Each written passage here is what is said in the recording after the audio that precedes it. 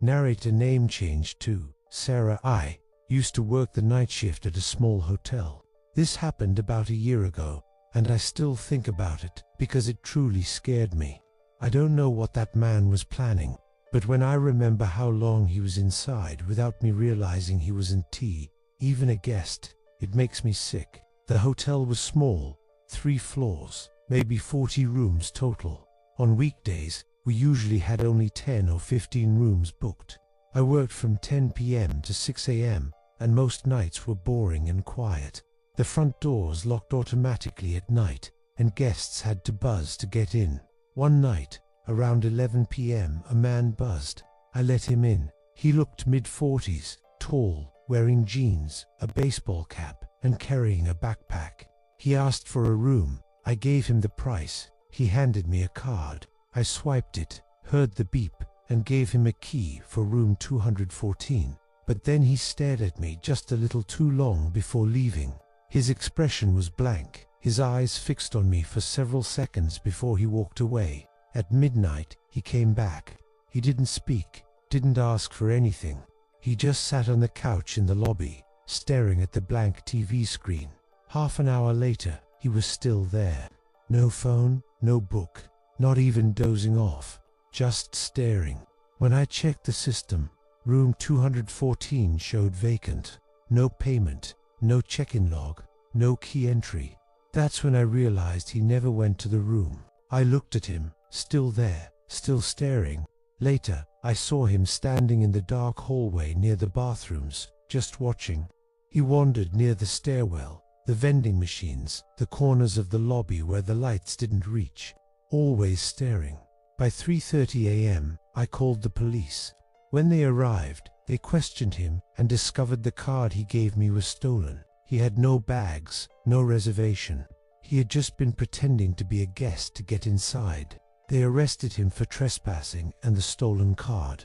The worst part, realizing he had been inside the hotel for hours, silently roaming the halls, even standing outside guest room doors, and he was never supposed to be there. That was the scariest night of my life. Story 2. The Gas Station Stalker. Narrator name changed to Lily. My name is Lily. I'm 24, and I used to work the night shift at a small gas station off a lonely road. I liked the job because it was quiet and predictable, or at least, it was. One Thursday night, around 1 a.m., a man walked in. He looked mid-40s, with messy hair and a heavy green coat. He didn't buy anything. He just stood there, staring at me. Then he said, "You always work this late, right?" I smiled politely, trying not to show how unsettled I felt. Then he said my name, even though I wasn't wearing a name tag. That's when I froze. He explained he had seen my handwriting on the store's whiteboard. He started pointing out tiny details, like how I dot my I's with slashes instead of circles. From that night, he began showing up more often. Sometimes he came inside and lingered.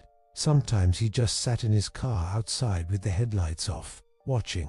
One night, I found a Polaroid photo on the counter. It was me, taken outside while I was refilling the windshield washer bin. Too close, too personal. Later, when police searched his car, they found a notebook filled with my schedule, notes about my clothes, my habits, even pages with my name written over and over again until it blurred into scribbles. A restraining order was issued, and I was transferred to another station 2 hours away. But even now, when I drive home and see headlights following me for too long, I feel that same chill down my spine. Story 3. The Suspicious Car. Narrator name changed to Mona. Co-workers, Max and Ben. I'm Mona, 22 years old, and I worked the overnight shift at a 24-hour gas station. I hadn't been there even 2 months when something terrifying happened. One night, my coworker Max and his friend Ben dropped by for coffee around 2:30 a.m. While they were outside smoking, they noticed a car parked in the lot. Brand new, no license plate, engine running, lights off. Inside, a man was sitting, staring at the store.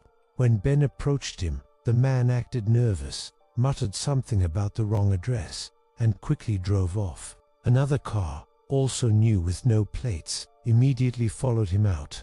The next night, the car came back. This time, a group of customers noticed it too. They said there were two men inside, arguing, pointing toward the store doors. When they realized they'd been spotted, they reversed and sped away. I don't know what those men wanted,